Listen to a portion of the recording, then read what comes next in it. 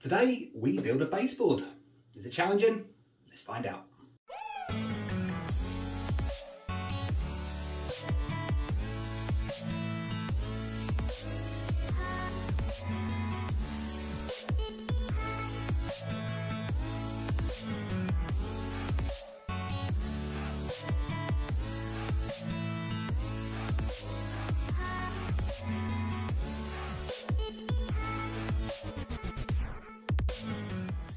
How are we all doing? Welcome back to the Engage Modeler. My name is Matt. So today we are going to be looking at baseboards.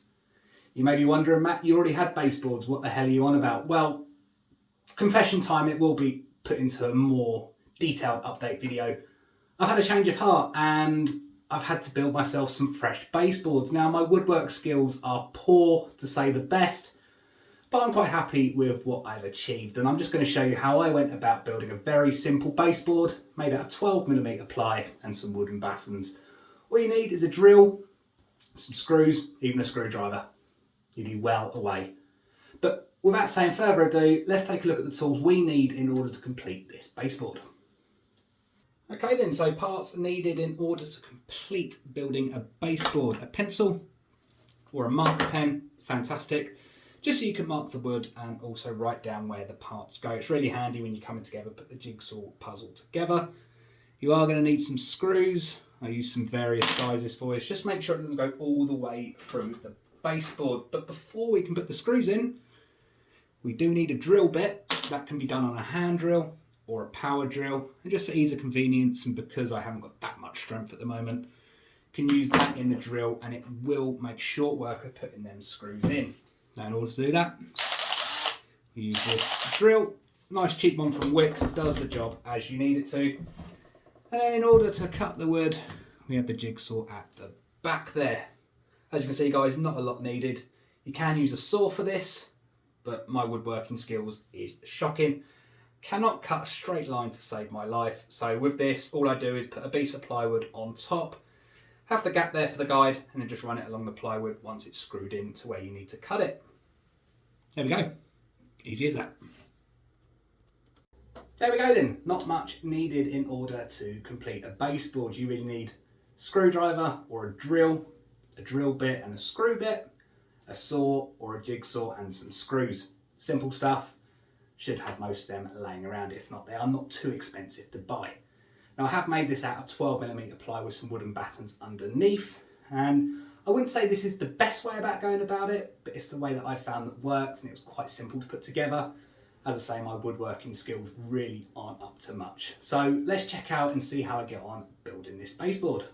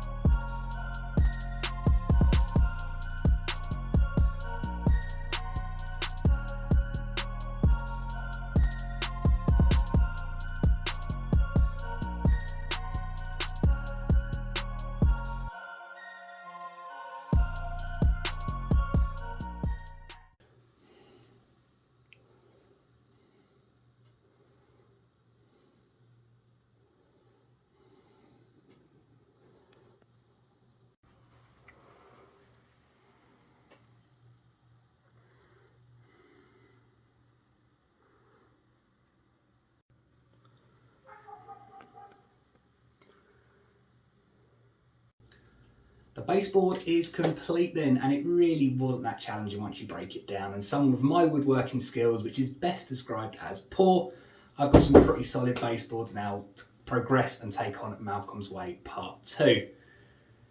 You don't need too many items. You need a drill, a saw, and some screws. If you've got a jigsaw, great, crack on with it. If not, get the hand tools out. You'll have something up and ready in no time at all.